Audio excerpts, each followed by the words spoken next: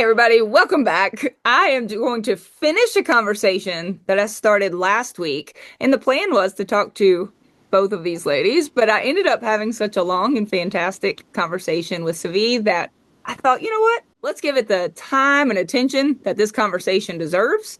And we just hit record again. So welcome back, everybody. We are still here. We're just gonna continue talking, but we're glad you joined us for part two. So today, I'm going to focus on Adee and her story. So I met Adee in Pigeon Forge, Tennessee, when I was there for Meat Stock. And I think we maybe hugged it out. Did we take a selfie together or no? I don't think we did. But we talked, and you gave me just a little bit of your story. And I said, I want to hear more. Would you tell it on my channel? And you said, yes, but I also have a project that I'm working on. I would love to talk about that too. So we will get to that towards the end. But just like I asked Tzivi last week, I would love to know first, Adee, what brought you to Carnivore? How did you get here? When I was young, actually, even before I was young, before I was a thought, my mother decided that she was a diehard vegetarian. I was conceived and raised vegetarian. I was the kid that had the giant stomach like a starving child, and everyone thought was weird for it. Now, we weren't the kind of vegetarians that ate a ton of carbs, so it wasn't a bunch of potatoes and breads and pastas, but it was still vegetarian. Were you the kind of vegetarians that did include eggs and dairy? Dairy, yes. Eggs, no. Okay. Like, barely ever eggs, almost never. Okay. Nothing cooked in oil. So I would have for dinner like a giant bowl of vegetables with usually some nuts and some sort of fruit, whether it be some sort of tomato thing or citrus thing. And it would be a giant bowl of usually half raw, half cooked. I would eat the entire thing and I would be starving. Like, just absolutely, totally starving. I was homeschooled until third grade, which is the first time that I tried meat, which it was terrible. It was a corn dog. Like, it was a piece of a corn dog. It was absolutely awful. But I kept eating more normal foods outside of the house just because I was starving. Like, what else was I supposed to do? Once I got to college, I just kind of basically ate more normally. Just like going from starving to not starving is progress in my book. Were you having like cheeseburgers and fries? Is that what you mean by normal? Sometimes I was like, yes, basically, like I would go to the cafeteria in school and whatever crap they were serving. Even sometimes I knew it was crap and I was like, I don't have time, or I don't have a choice, or like I don't know how to prepare food in a way that makes it less time, because this preparation that I grew up with was, it took like 6 hours to prepare dinner every night. Oh my word. Okay. I was like, that's not gonna work for me. No, me neither, babe. Me neither. So you go off to college and suddenly it's like, okay, I'll just eat in the cafeteria like everybody else. And how did your health change during that time? I always had breakouts and never went away. It wasn't like teenage acne type thing. It was just unclear skin. Yeah. After college, I was in a situation where I was kind of forcibly a vegetarian again for a few months, not by choice. That didn't go well. I felt terrible. Okay. Like, I got to the point where I would sneak out of the house and go eat steak because I was starving again. But this time it was a carb-based vegetarian diet, and it was so much worse.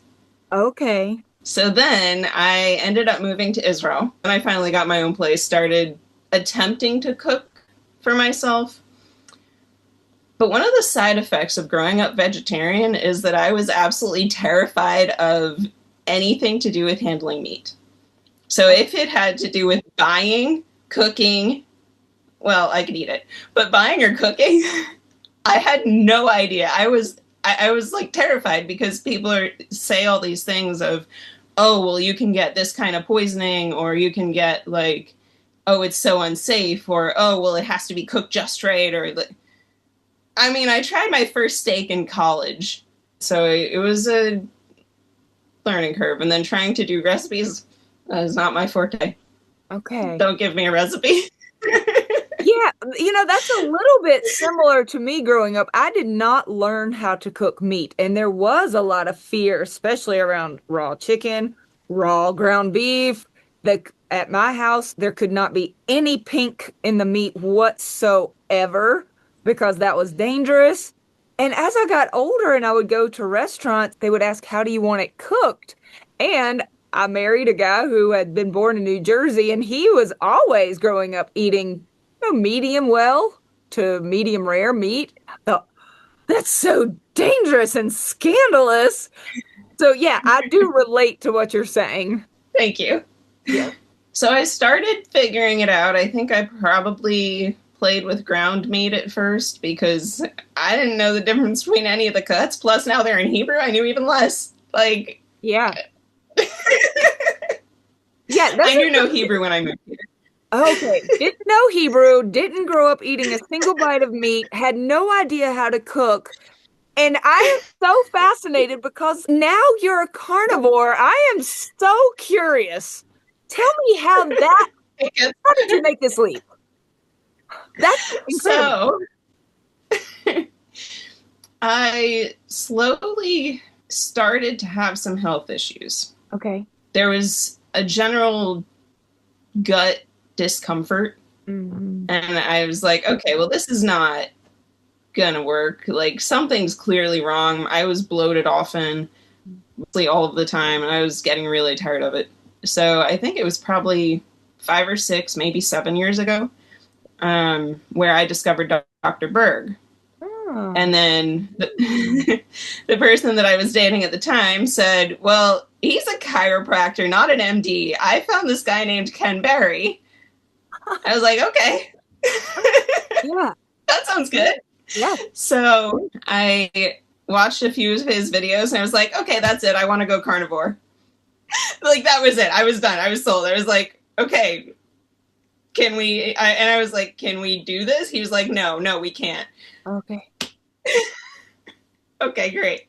So we went to keto, like a meat-based keto, like meat, and there was a fair amount of dairy in there as well, but animal-based keto. At that point, I had learned to actually cook meat to some degree. I definitely had keto flu in the beginning, but it was fine. Yeah. And so then I stuck with that pretty well for a few years. But I had some issues. So while I was still in Israel, I went through a period where I couldn't walk. So right before COVID started, I wasn't able to walk. It wasn't just related to diet. So where I was living is a pretty well-known area of air pollution in Israel. And there were some other factors that also combined for my shin splints to be so bad that I literally couldn't hardly walk to the bathroom for 3 months or 4 months. It was awful. And I started seeing blood coming from somewhere that it wasn't supposed to come from. Okay. And that was concerning, naturally. Yeah. But I also am very, to say apprehensive is putting it mildly, of surgery. I hate to be personal, but I'm just curious, was this a urinary issue or a bowel issue? Urine. Okay.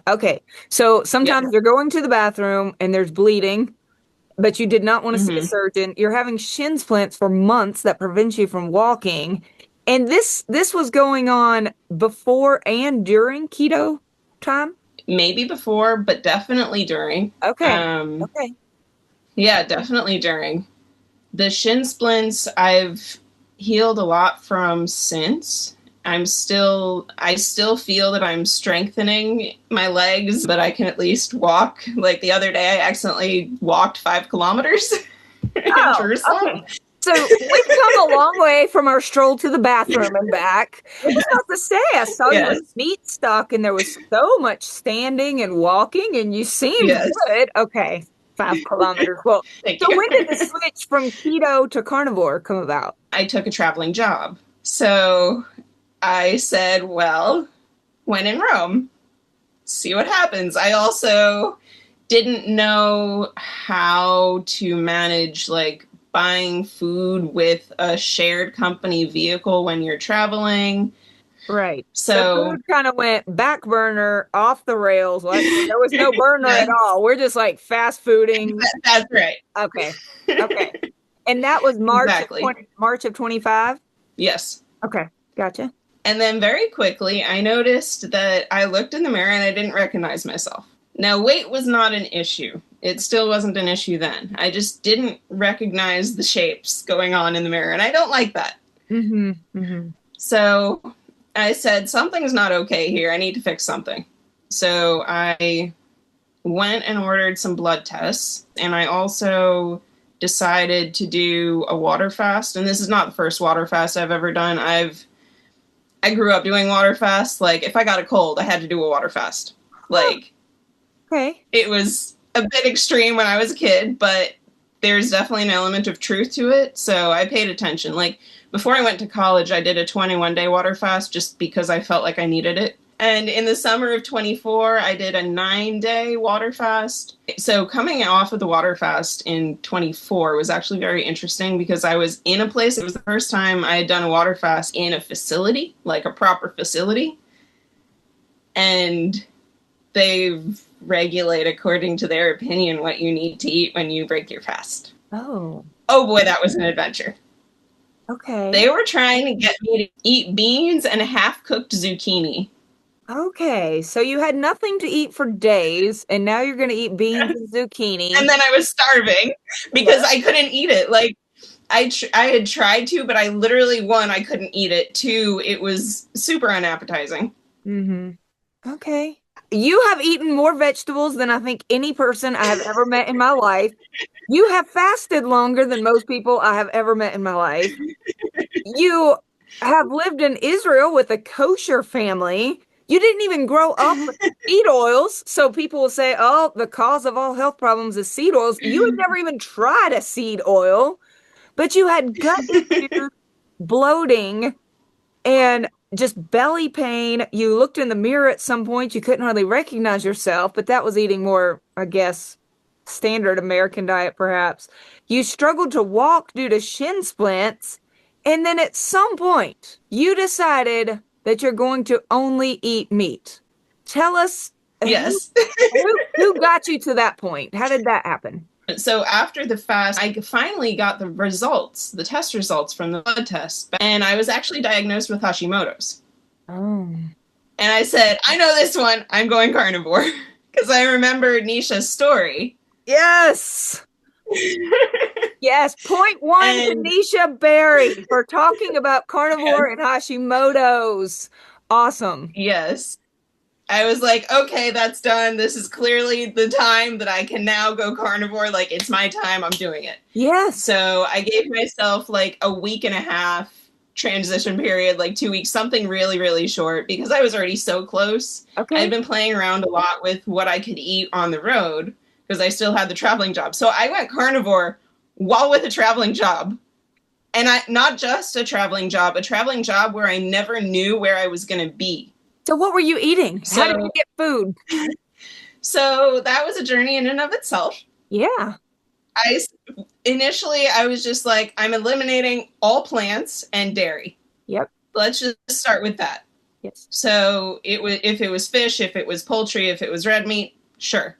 Great. That lasted for 2 weeks. And then I went lion. Ah. So on the road, were you doing like fast food patties? I was cooking my meat in my room. There was a shared grill, but that wasn't so great. I discovered pretty quickly. So I had like the canned fish. Oh, like sardines? Was like sardines or like salmon. That was sometimes, or like the sliced turkey sometimes. Okay. But I had to make sure there was no plants in it. Mm-hmm. It was hard. Yeah, it sounds really hard. You didn't have an air fryer. Is that what I'm hearing? No air fryer? Absolutely not. No air fryer. So I actually ended up microwaving a lot of stuff. So after 2 weeks of being carnivore, I went for a walk and my stomach was so upset. I said, I'm going lion. Did that help? Absolutely. Oh, Yes, God. I had eaten some sardines like a bit before the walk, Okay. and I was just so miserable from it. Okay. So I said, okay, apparently. Yeah. When did Lion Diet start for you? Was this around August of last year? Yes. Yes. Okay. So I went carnivore in the middle of last August and I went lion diet 2 weeks later. Okay. And talk to me about bloating, belly pain, shin splints. How do you feel? Do you feel different than you did before?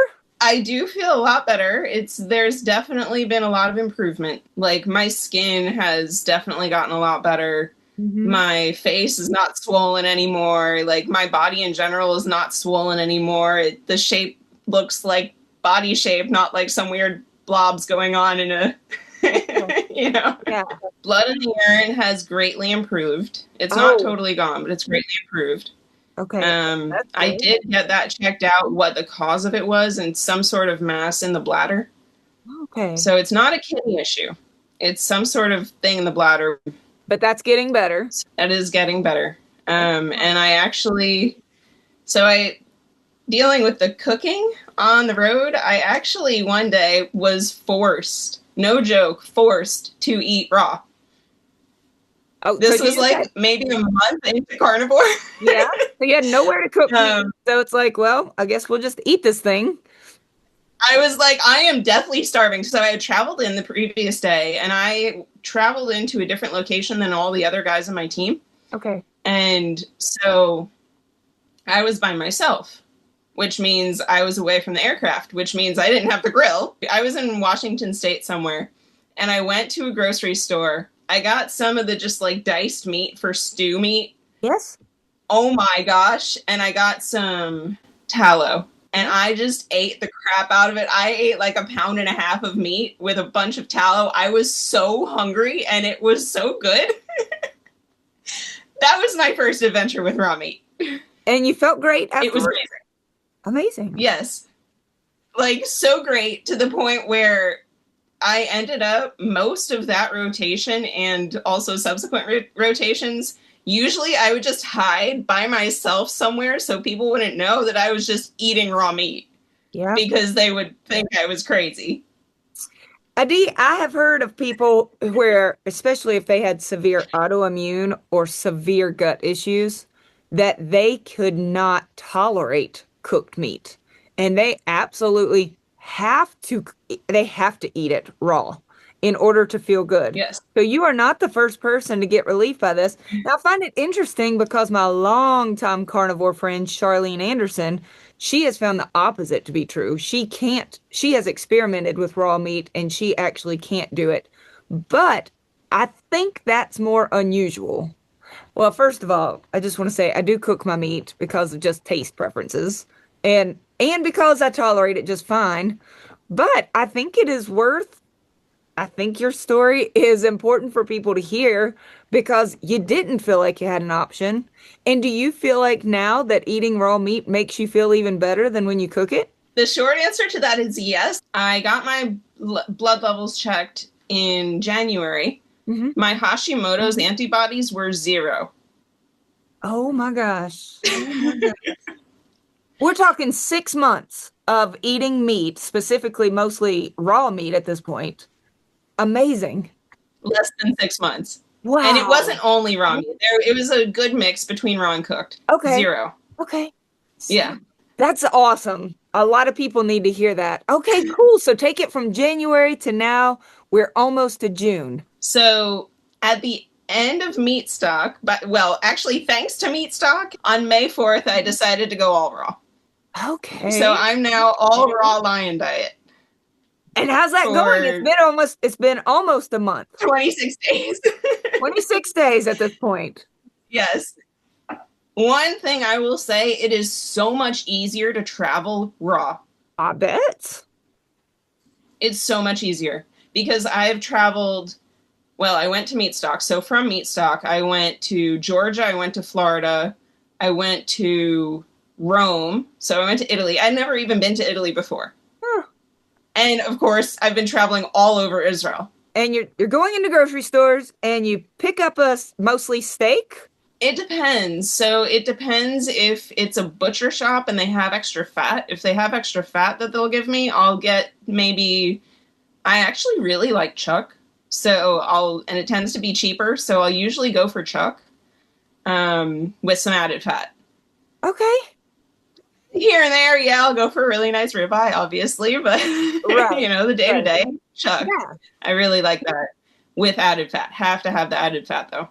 Okay. So that's what I've been doing for basically the past month. And you feel good. Yeah. Oh my gosh, yeah. It's clearly a step in the right direction for me. Like, I don't know where this journey is going to take me, but right now it's definitely here. Okay. I think the biggest takeaway from your story, for me at least, I hear people who come up with, well, I shouldn't say come up with, there are people who have legitimate reasons that they say they cannot do carnivore. I didn't grow up knowing how to cook meat. Okay, well, neither did I, D. I didn't have the stomach acid for it because I had never had a lot of meat. Okay, I've got to say, probably neither did I, D. Oh, but I travel some with work. Hello, you're on the road a lot, right? All over the world.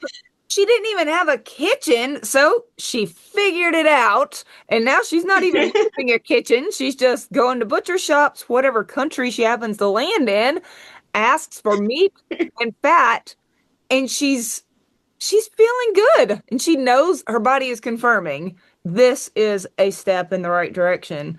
And to me, this just gives hope that whatever ideas somebody grew up with, because a lot of us, even though I didn't grow up vegetarian, grew up with the idea that more meat is not healthy, that you limit meat.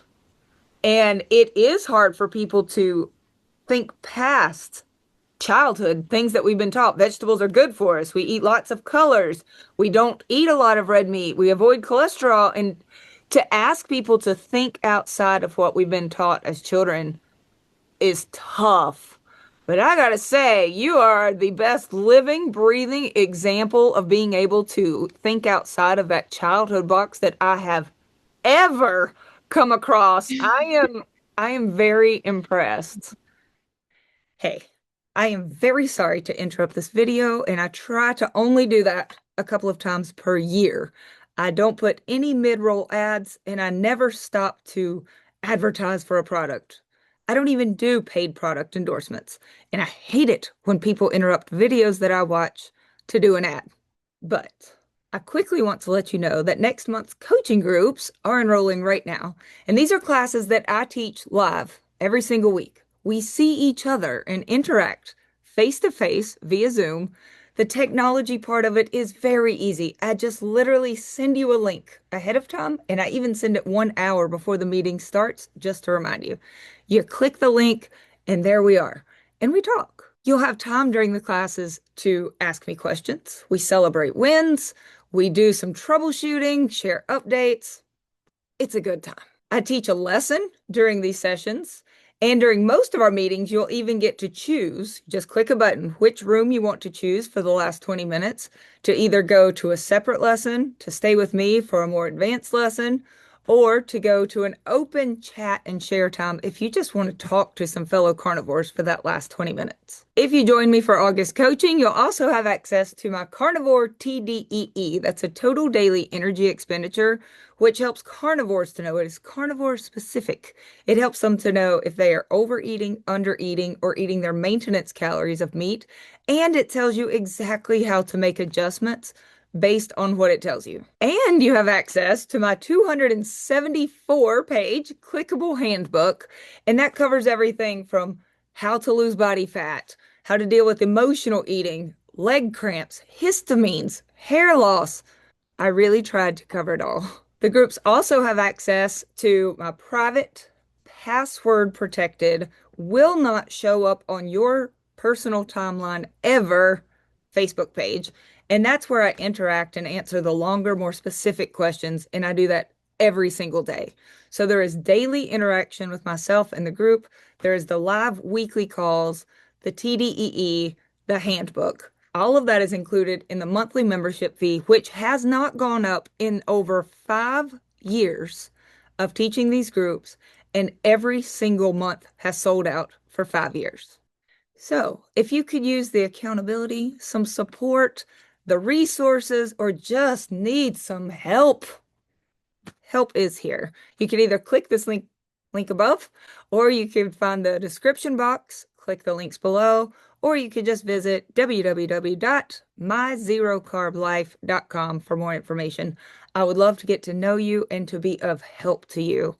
Now, I'm sorry again for the interruption.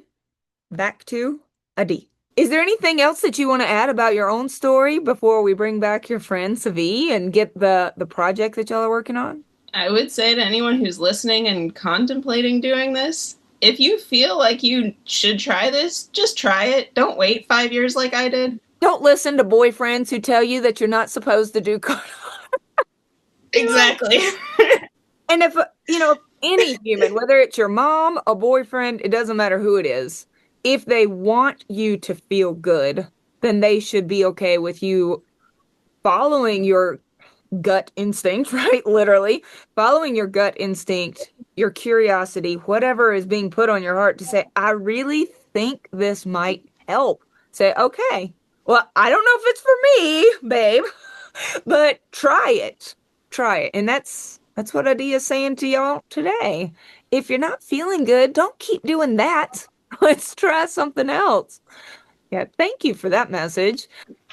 All right, let's welcome back Tzivi. So I've heard each of your fantastic stories. If any of you watching today did not watch last week, please go back. The two of them together cover a lot of obstacles that people might think would get in their way, as well as a lot of health issues that have been overcome. So the two of you met each other, and what did your wheels start spinning? What are you putting together? We met because of my channel, the Kosher Carnivore Club, and Adi found me. She reached out, actually finding someone who is like living in Israel. She was coming back, like our lifestyles are similar. I was just so excited to actually really talk with her. And we started talking about challenges with carnivore dating. I'm married. So I have, my husband is sometimes on the same page. He's what we call a dirty carnivore right now, but he actually got a diagnosis of diabetes about half a year ago. He was hospitalized over the high holidays. And the doctor just told him that he is the first patient he's ever seen go into remission because he has gone carnivore, and he had a continuous glucose monitor. So he used that. First, he was following the American Diabetes Association, he used that to eventually go stricter and stricter and stricter. So he's pretty much an OMAD carnivore today. But started talking with Adi about the challenges of carnivore dating and finding someone who actually wants to accept you in your lifestyle and have a future family without birthday cake and all of the things that we associate with childhood. It's a lot of challenges there. Oh, girls, I didn't know you were even going to bring up this topic. I say girls because you both look so young really honest. I can't believe you are 52, Tzivi. That is, Thank wow, you. look fantastic. I'll send you pictures and y'all will see that I look probably younger than I did, reverse aging. So I'm thrilled with that. Okay, so what you just said hits home big time with me because I had been carnivore for about a year when my husband and I had one of the biggest fights that we have ever had. And I say fights, arguments. We did not come to blows over this. But we were sitting at a restaurant talking. I was pregnant and I had been carnivore, like I say, about a year. And I already knew we are not feeding our kids sugar and junk at all. I don't care if it's Christmas, their birthday, I don't care. Well, this was the first time he and I had discussed this. And in my mind, well, this is my baby. Yeah, I'm going to be the one deciding what to feed this baby. Well, he said, you don't think they're going to eat birthday cake on their birthdays? I said, with sugar and gluten and grains? No, I don't. Well, we were already married and having this baby, so it was a little late for our dating to come into play, right? It was a little late for this discussion in a way. I said, no, we're not going to do that. We also, during this conversation, realized I didn't grow up ever celebrating Santa Claus. That was not part of my upbringing. We did not believe Santa Claus was real. He did, and it was like, we're not doing Santa Claus and birthday cakes and sugar. You're not going to let them have like biscuits? I said, no, I don't do any of that. It was not an easy thing. And we still had, thankfully, several, I don't know, 6 months or so of this pregnancy to figure it out before she got here. And then breastfeeding to be like, okay, when the child is ready for solid foods, what are we gonna do? And I just asked him truly, I said, would you just trust me? We're gonna take it. And so the first foods were meat, and the kids were thriving. Well, it was my daughter Julia. She was thriving on this pureed meat. And then, I said, okay, we can allow a little introduction after a while of a little vegetable, but it'll always be a side. Anyway, we've worked it out. So they have yet to have added sugar or gluten. We don't do any of that. No, we don't celebrate Santa Claus. That's ridiculous.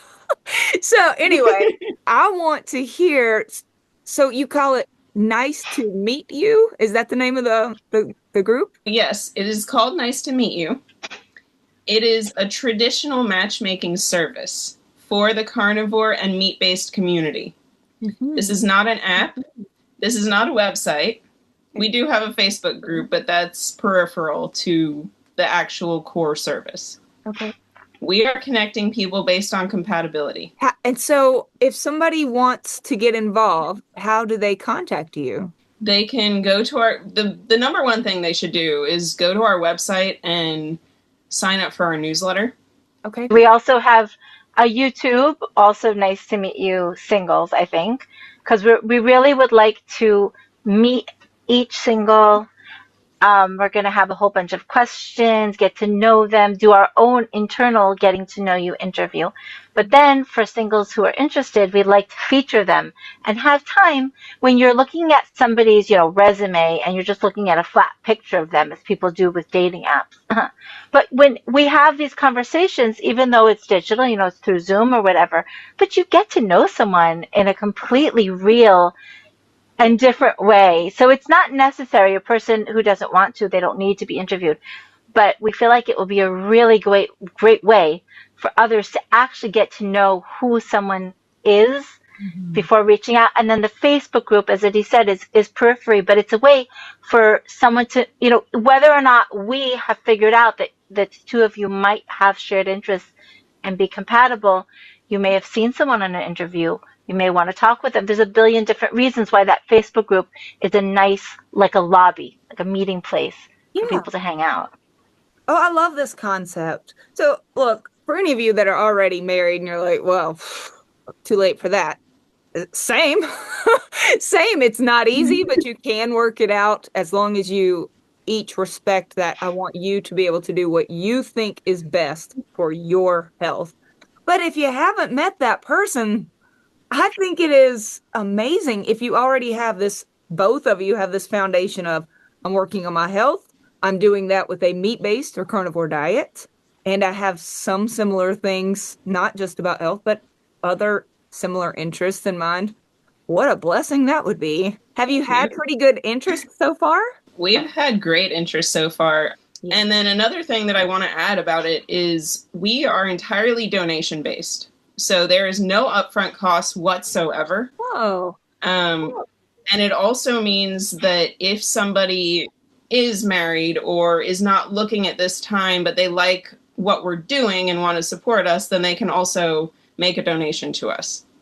Fantastic. Well, I look forward. I hope we hear of many animal-based and carnivore marriages coming up, and maybe you'll have interviews with couples. I have known people over the last 16 years of involvement in the carnivore community where they did meet at Zeroing In on Health, the page that I first found, or carnivore Facebook pages, and they have ended up together.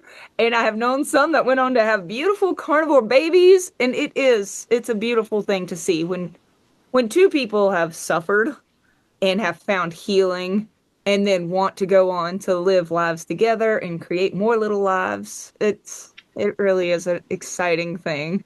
Hey, I'm really grateful to both of you for coming on and sharing what got you here, for offering hope that no matter what your health issues have been, Tzivi, or your challenges and and obstacles for Adi. I think we've had a lot of really good takeaways from today. I think one thing that we have heard is how important it is to have support, to get to know people. When we say face to face, when you are talking and interacting, and when I have people on and hear their stories, and when I'm in our group meetings and we're sharing our struggles and our wins, it really is a beautiful thing to have someone else in your corner who gets it. If you don't have that and you are trying to do this alone, I have been there. It was a lot harder. So if you do need coaching, whether you feel like you need a handbook, a TDEE, daily interaction, or weekly meetings, please, I have the link below. If you feel like, you know what, I would like to find someone in my house someday who gets it, then please check out Nice to Meet You. I will put all of their contact information below. I'm grateful for you sharing with us today, and I'm grateful for the work that y'all are doing to bring people together. Thank you for being here today. It's cool to know that there are carnivores around the world. I am pretty sure y'all are the first two guests that I've ever had to join me from Israel. For those of you watching at home, you may have noticed we had some connection issues at times, but you know what? I think it is well worth it to hear what they had to say and to get to know some of our carnivore sisters that are in Israel. So thanks. Thanks for being here. Hope to see the rest of you back next Saturday. Thank you, Adi and Tzivi. Bye. Thank you.